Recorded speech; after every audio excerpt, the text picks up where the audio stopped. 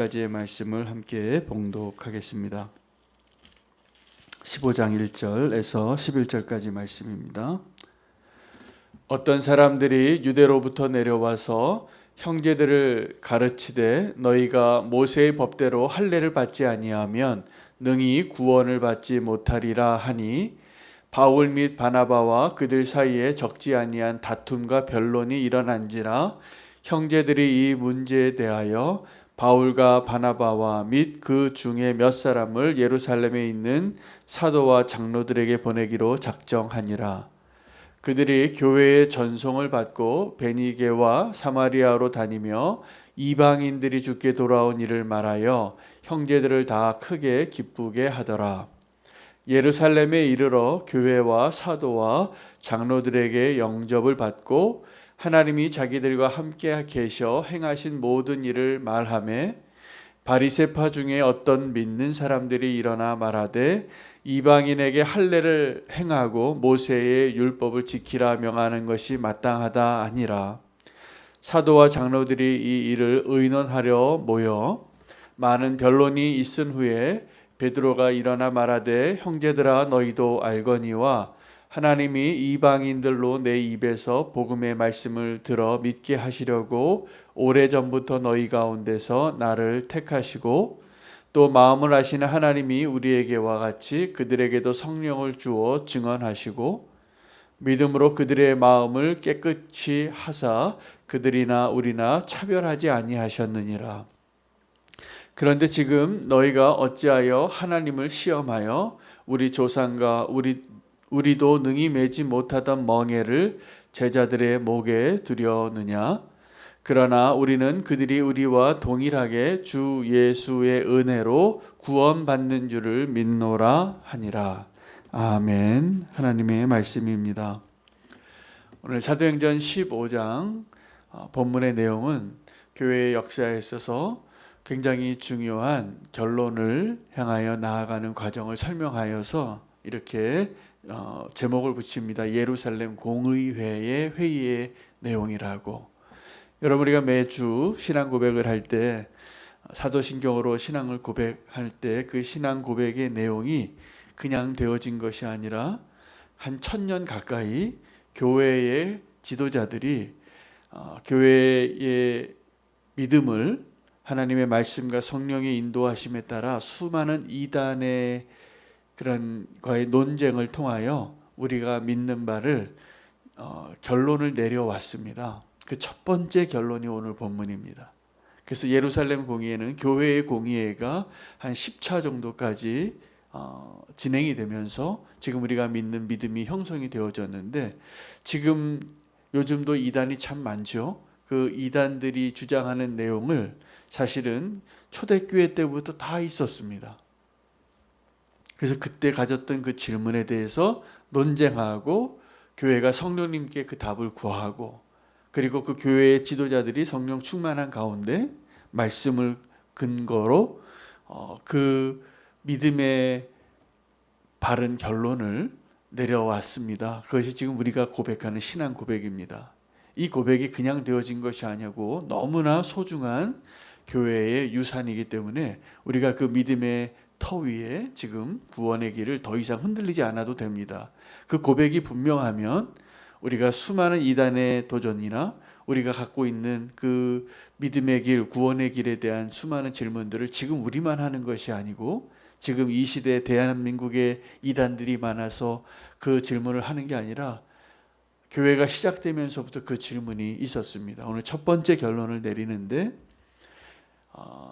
율법으로 돌아가야 할 것인가, 하나님의 은혜에 머물 것인가입니다. 그 과정이 논쟁이 많게 되어지는데, 그 논쟁의 중심에는 유대인의 사도로 부름 받았던 그 베드로와 이방인의 사도로 부름을 받았던 바울과 바나바가 어느 정도의 교회의 역사가 진행되어진 과정 가운데 다른 영역에서 하나님의 역사를 경험하고 주의 몸된 교회를 세워오다가 이제 1차 전도 여행을 마치고 오랜 세월이 지난 후에 어떤 사람들이 유대로부터 내려와서 이 바울과 바나바가 행했던 해외 선교, 이방인의 구원을 위하여 이루었던 일들에 대해서 논쟁이 시작이 된 겁니다. 예루살렘에서는 이 문제가 논의할 필요도 없었습니다. 왜냐하면 다 유대인들로 구성되어진 교회였기 때문에. 그들 가운데 이방인이 있었지만 그 이방인들은 다 어떻게 되어진 이방인이냐면 헬라파 유대인이라 그랬어요. 그들은 원래 헬라인이었는데 예수님을 믿고 그 교회에 있을 때에 다 할례 받은 것입니다. 할례를 받아서 새로운 국적을 취득한 것이죠. 새로운 정체성을 취득한 것이죠. 그래서 예루살렘 교회에 있으면 다 할례를 받은 유대인의 정체성을 가지고 있는, 그들이 진짜 날 때부터 유대인이든 아니면 예수님을 믿게 되어진 이방인으로서 예루살렘 교회에 있었던 사람들이든 그들에게는 문제가 될 것이 없었습니다. 다 그렇게 당연히 그런 줄 알았죠.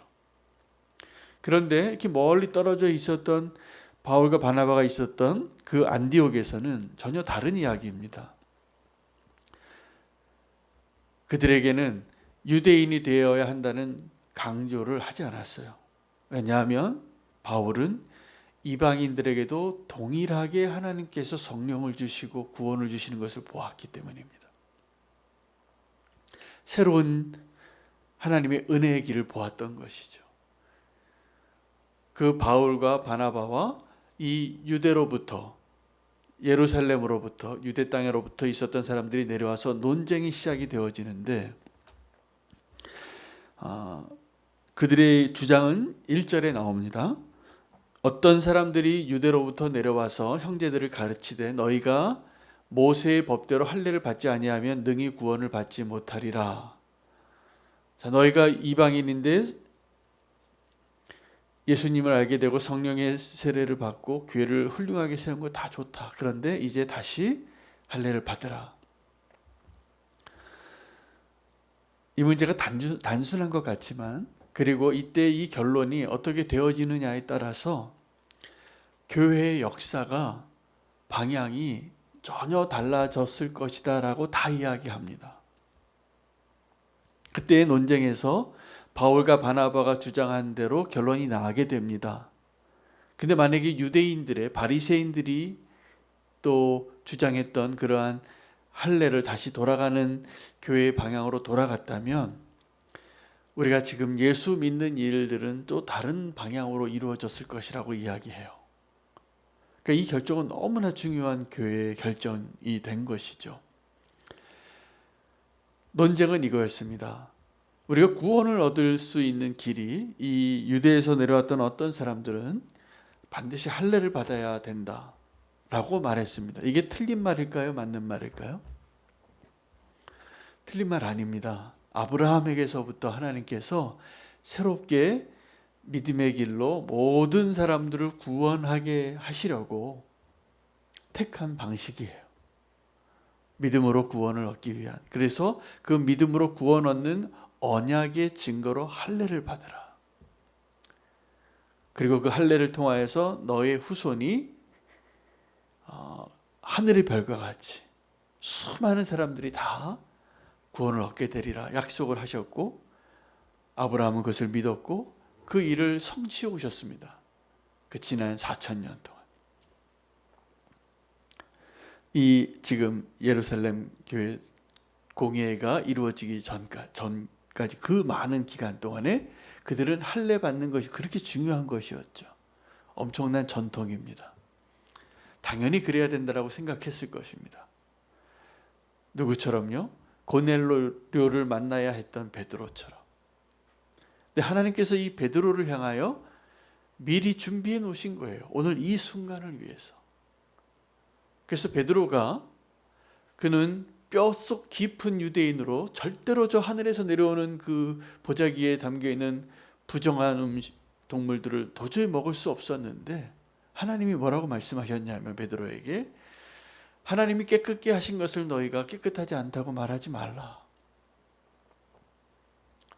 오늘 이 예루살렘 공예의 논쟁의 핵심은 뭐냐면요, 유대인의 그 정체성으로 그들은 내가 유대인이라는 선민 사상이라는 내가 구원받은 언약의 백성이라는 그 구원의 구별성 때문에 이방인들과의 그 차별하는 마음을 내려놓을 수가 없었던 것입니다. 이 결론이 어떻게 되어지냐 하면 그들도 우리와 동일하게 하나님의 성령을 받고 구원하는 일을 하나님이 시작하셨다는 것을 인정하는 것입니다. 그래서 이 교회가 그냥 그 유대인의 한 지파가 될 뻔했습니다. 이때 결론이 잘못 났으면, 이때 만약에 그 유대인들의 주장이 더 설득력이 있어서 그렇게 그 교회의 지도자들이 그렇게 결정을 했으면 지금 우리가 믿는 기독교는 존재하지 않습니다. 근데 아주 위대한 결정을 한 것입니다.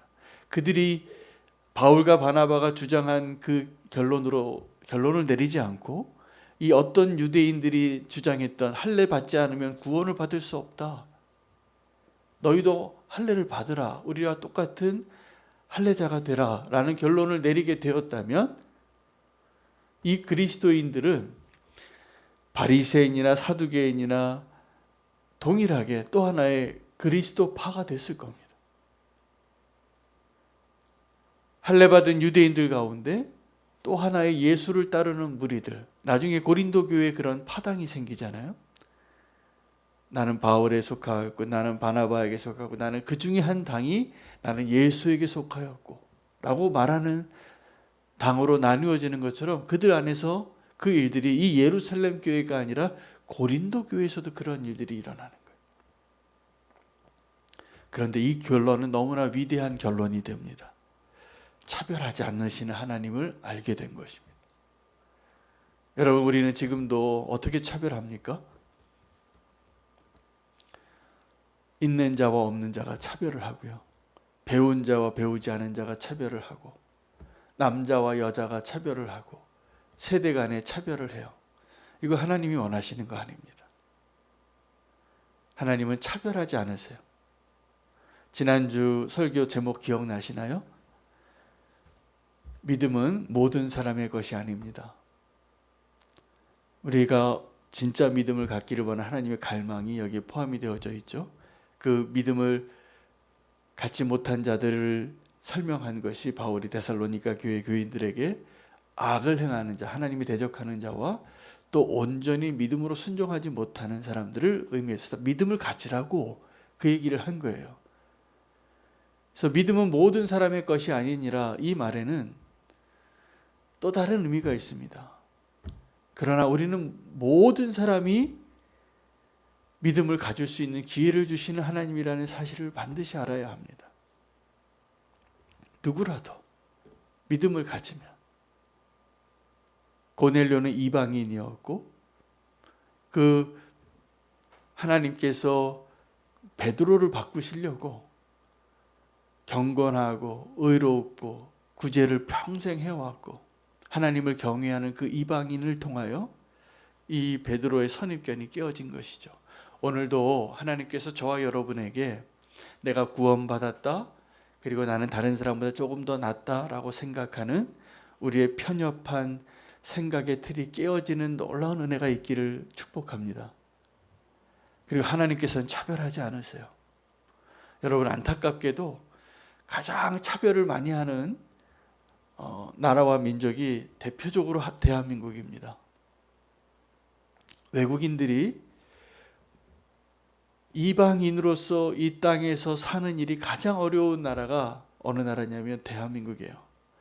여러분, 전 세계에서 디아스포라로 가장 대표적인 민족이 유대인이 있고요. 그리고 중국인이 요즘 세대, 현대에 전 세계 어디 가든지 중국인이 있습니다. 그들이 가는 곳마다 만드는 자기들만의 그 개토가 있어요. 그 어느 도시나 어느 나라 가든지 다 보시면 차이나타운이 있습니다. 근데요, 그 중국 사람들이 뿌리 내리지 못한 유일한 나라가 대한민국이래요. 그 박정희 대통령 때 이 중국 사람들이 우리나라에 뿌리 내리는 것을 아예 법적으로 차별했어요. 지금 우리나라에 외국인들이 많습니다. 우리나라의 노동시장에 지금 굉장히 많은 부분을 외국인 노동자들이 와서 차지하는데 엄청난 차별을 그들이 느껴요. 벽을 느껴요. 근데 그것은 법적인 차별이 아니라 우리의 대한민국에 사는 사람들의 인식 가운데 다 이 예루살렘 교회 그들이 할례 받지 않으면 구원받지 못한다고 생각하는 사람들과 같은 사람들이 저와 여러분이에요. 그들을 노동자로는 인정하고 싶은데 내 이웃으로는 인정하고 싶지 않아요. 그게 지금 우리가 살아가는 현실이에요. 저는 계속 기도가 되더라고요. 제가 사실은 작은 자 사역을 할 때 우리 교회에 병원 사역, 구제 사역, 또 나그네 사역, 또 여러 사역 그 말씀대로 하는데 가장 제 마음에 먼저 와닿고 우리 교회 허락하고 하셨으면 좋겠다고 생각했던 사역이 나그네 사역인데 이 문이 잘 안 열렸어요. 코로나 때문이기도 하고. 근데 이제 그 일을 다시 한번 새롭게 시작하는 그 마음에 저는 우리는 교회 성도님들이 그 장벽을 넘는 우리가 보이지 않는 그 차별들, 그것을 뛰어넘는, 여러분 감옥에 있는 사람도 우리가 차별을 느끼지 않습니까? 두렵지 않습니까? 우리가 지금 너무 사랑을 막 베풀다가 어려운 일 당하면 어떻게 하나? 그들은 범죄자인데 그런 마음이 있는 거죠. 그렇지 않습니다. 하나님 보시기에는 어떤 차이냐면 들킨 죄인과 들키지 않은 죄인일 뿐이에요. 정말 나쁜 사람들은 어떤 사람이냐면 범죄를 하는데 자기가 의인처럼 보이는 사람들이 있다니까요. 고급차를 타고 다니고 우아하고 교양이 있고 존경받는 자리에 있는데 더 하나님 보시기에는 용납할 수 없는 죄를 짓는 사람들이 많아요. 하나님 보시기에 누가 더 소망이 있냐면 지금 내가 죄인이라고 말하는 것이 분명한 그 사람들이 주님께로 돌아올 가능성이 훨씬 많을 겁니다. 오늘 우리가 우리 안에 차별하고자 하는 그 마음들이 무너지는 오늘 이 아침이 되기를 축복합니다. 그들에게도 하나님의 은혜가 동일하게 역사하고 부어져서 우리와 동일한 구원을 주시는 하나님을 만나는 오늘 이 새벽 되기를 원합니다. 이 깨달음은 너무나 중요한 깨달음입니다. 그래서 그들이 놀랍게도 이 논쟁이 있을 때 바울과 바나바가 유대에서부터 내려온 그 사람들과 논쟁을 하는데 결론이 안 났어요. 왜냐하면 모세의 율법을 지키는 것도 우리의 구원을 위해서 주신 하나님의 선물이었거든요. 지키지 못할 선물이었지만 그 율법을 통해서 우리가 얻을 수 있는 유익이 있다면 우리는 뼛속 깊은 죄인이구나 라는 것을 깨닫는 것이었어요. 그 계명을 우리가 지켜보려고 해봤지만 실패한 것을 깨닫게 하시기 위하여 이 베드로가 고백을 하죠. 우리와 우리 조상들이 감당하지 못할 그 무거운 짐을 왜 새롭게 예수 믿는 이 이방인들에게 지게 하려 하느냐. 그 무거운 짐을 지게 하지 말자. 그들을 우리가 차별하지 말자. 이게 핵심이에요. 그 원칙을 가지고 교회가 이제 새로운 시대를 들어갑니다. 이 결정 이후에.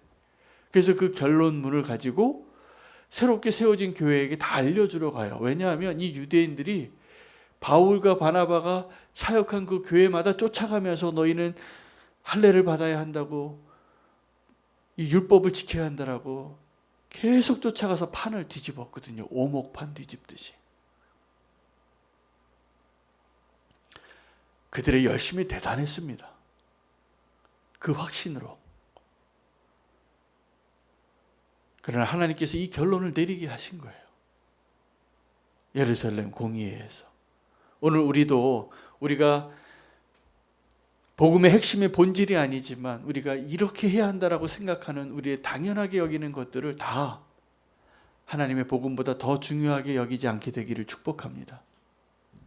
그 본질을 지켜야 돼요. 하나님의 의도를 깨닫고 오늘 우리 가운데 모든 차별을 뛰어넘어서 차별하지 아니하시는 하나님을 우리가 발견하게 되기를 원합니다. 그리고 하나님이 새롭게 우리에게 주시는 그 구원의 기회들을 우리도 더 풍성하게 누릴 수 있는 이 새벽 되기를 축복합니다. 오늘 구원의 조건이 율법에 있지 아니하고 십자가의 복음에 있음을 다시 한번 결론 내릴 수 있는 동일한 믿음 안에 서 있는 저와 여러분 되시기를 축복합니다. 함께 기도하겠습니다. 오늘은